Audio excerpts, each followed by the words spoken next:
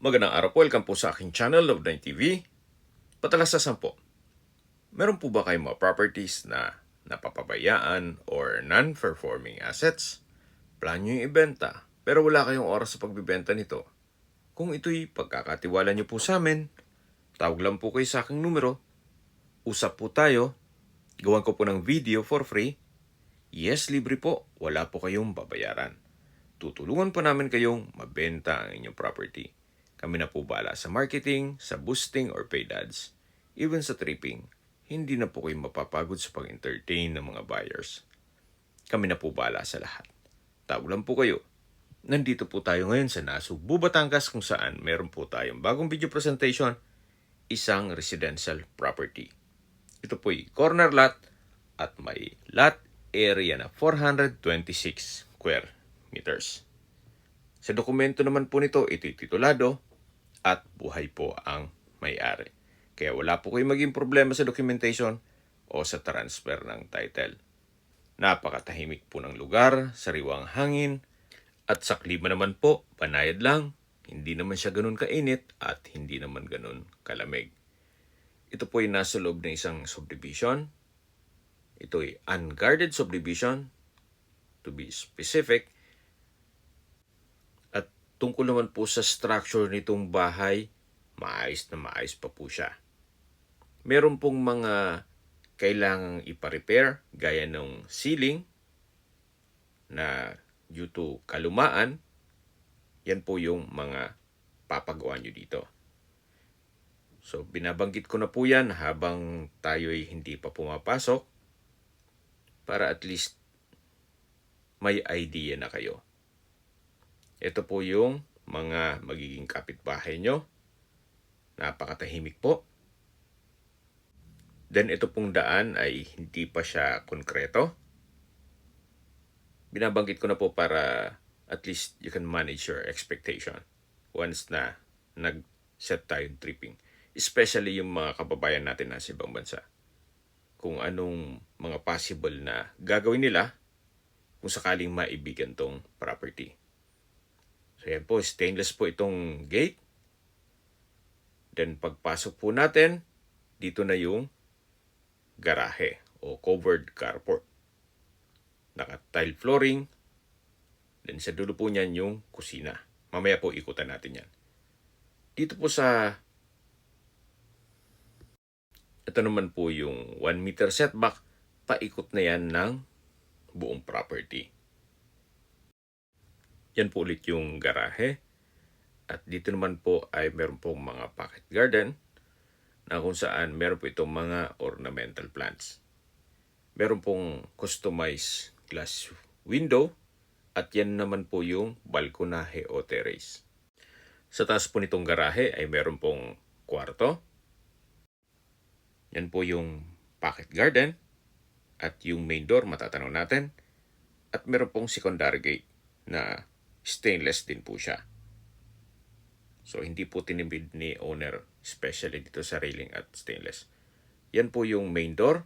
Then, sa taas po niyan ay kailangan ipa-repair ang kisame o ceiling. Pero ulitin ko po, sa structure po, wala po kayong papagawa. Ito po yung corner side.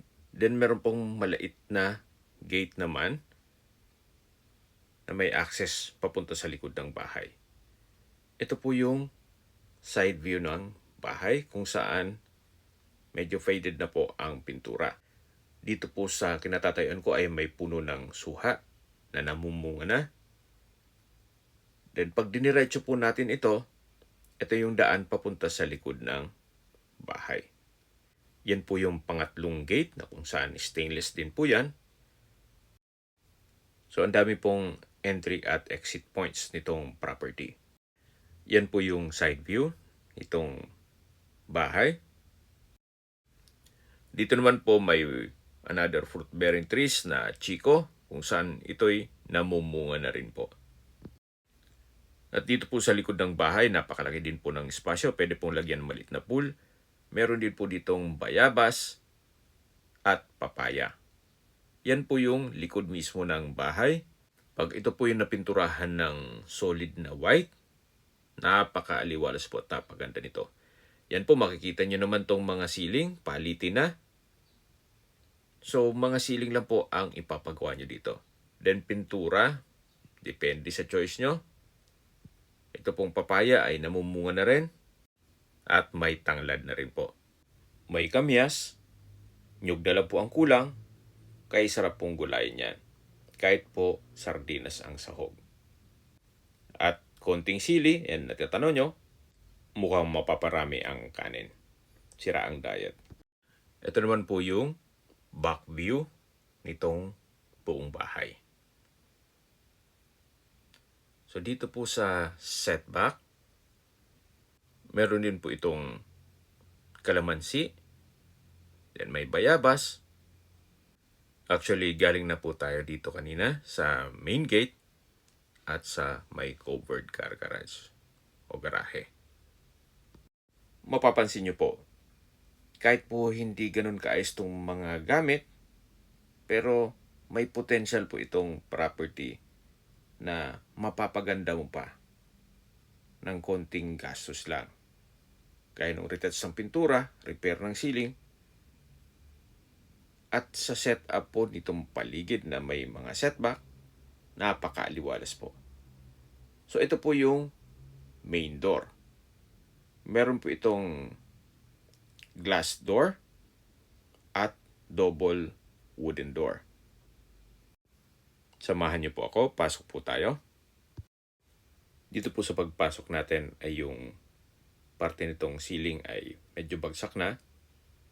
At dito naman po yung living area o salas at matatanong natin yung main door. Meron pong customized windows. Maisingit ko lang po, ito po palang mga tiles ay meron na rin pong palitin. Kung medyo maselan po, siguro palitan nyo na lang lahat. Mula po dito sa living area, ito naman po yung dining area. Napalaki po ng espasyo. At meron pong access door dito na papunta sa likod ng bahay. Ito naman po yung formal kitchen. Meron po itong kitchen countertop, double stainless sink with faucet, wall-mounted cabinet, then meron pong storage ng kitchen utensils. Maayos pa naman po ang flooring dito o tile flooring. Meron pong pantry, may spasyo para sa refrigerator, at sa dulo po ay yung access door papunta naman sa gilid ng bahay na malapit po yan sa may gate o puno ng chiko na naipakita ko sa inyo kanina. Ito po ulit yung formal kitchen. Ito pong mga kitchen cabinet sa baba ay kailangan ng palitan ang mga hinges. Ito pong countertop at itong gas range, maayos naman po.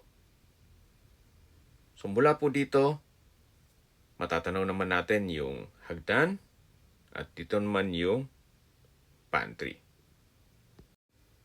Dito po sa side na to ay maayos pa naman ang tile flooring.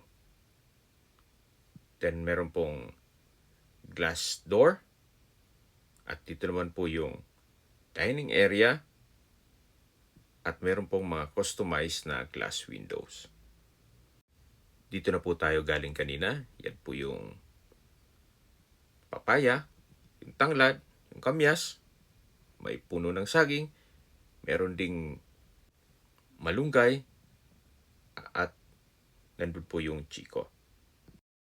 Balik na po tayo dito sa loob. Ito pong spot na to ay pwedeng gawing family area. Then sa dulo po ay meron pong powder room.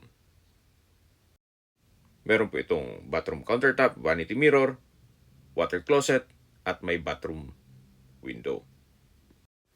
Palitin na rin po ang ceiling dito.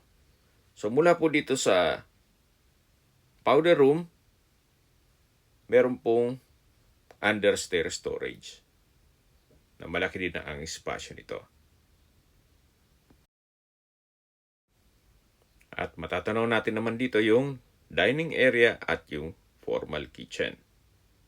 Open concept lang po siya, kaya maaliwalas. Ito po yung access door na papunta naman sa garahe o covered carport.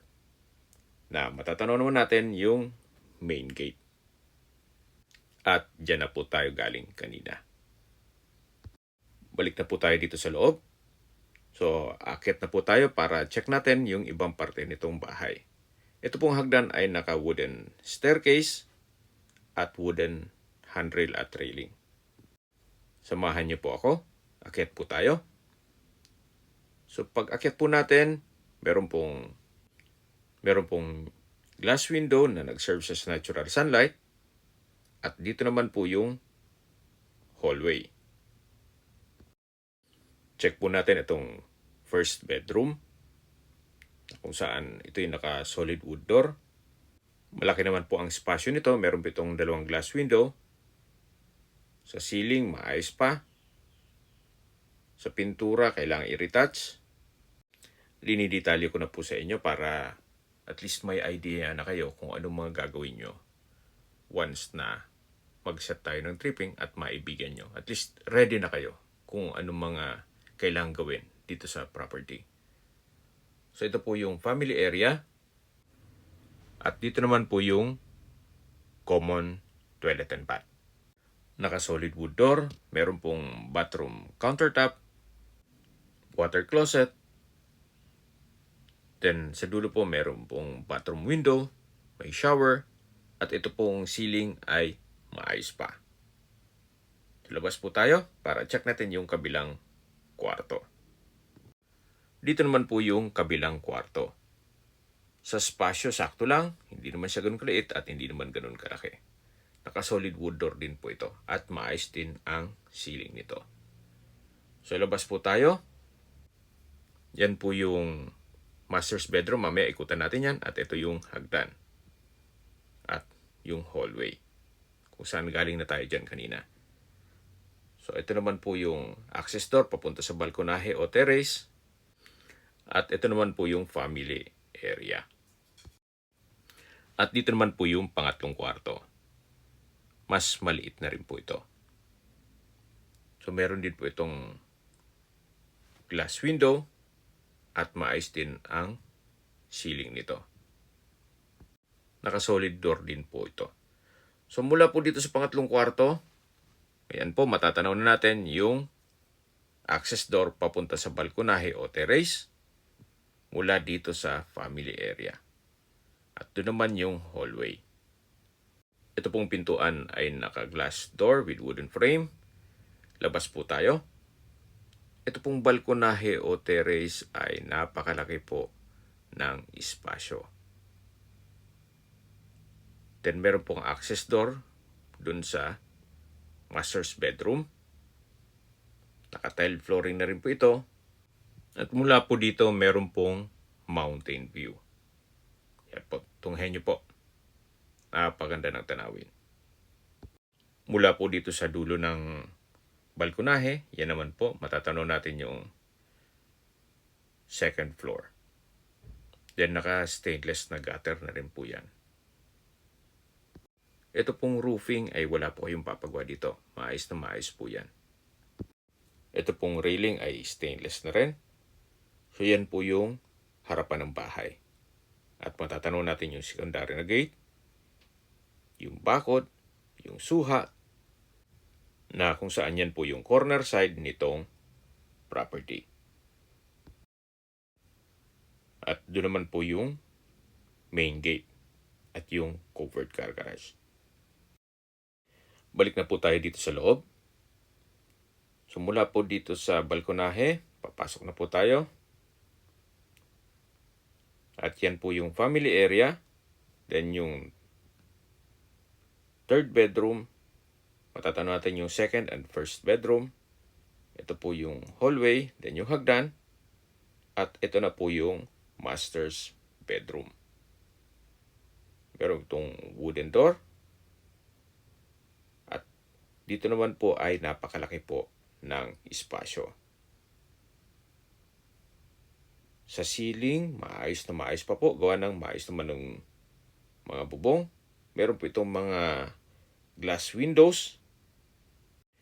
Dito naman po yung toilet and bath kung saan ito'y open concept lang. Yan po yung shower, may bathroom window, bathroom countertop, at meron pong water closet with bidet. Mula po dito sa dulo ng kwarto, yan po, tunghayan nyo po.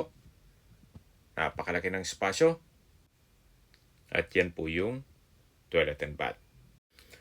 At dito naman po yung access door o glass door na papunta naman sa balkonahe o terrace.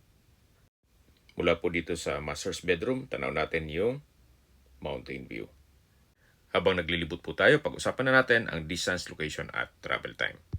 Mula po sa Nasugbu Port, ang distance is 3.3 kilometers at ang travel time is 11 minutes.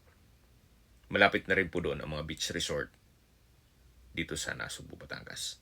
Mula naman po sa Nasugbu Bayan kung saan nandun na rin po ang public market, groceries, convenience store, remittance center, drugstore, schools, church, banks at hospital. Ang distance is 1.7 kilometers at ang travel time is 7 minutes.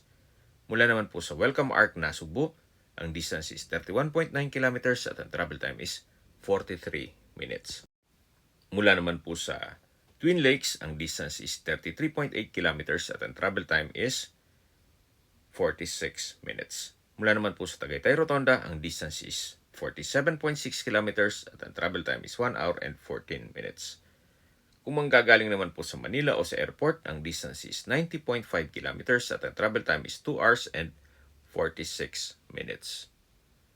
Okay, sa presyo na po tayo. Binebenta po ito ni owner sa halagang 6.9 million pesos net. Ibig pong sabihin, si buyer na po ang sasagot sa lahat ng taxes at expenses with regards to documentation.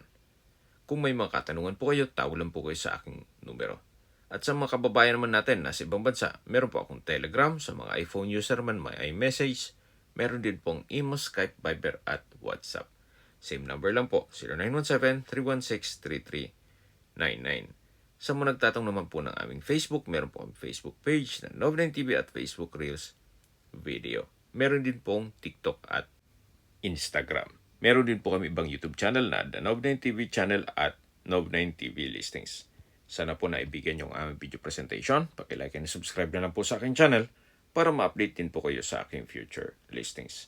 Kung sakali po hanap niyo mas malaking sukat na lupa, meron din po kami ibang listings na pwede niyong pagpilian. Huwag po kayong mag-atubiling tumawag sa amin, then let us know your budget para malaman namin kung anong property pwede namin alok sa inyo. Sa lahat pong viewers, subscriber at nagtiwala po sa amin, salamat po sa suporta.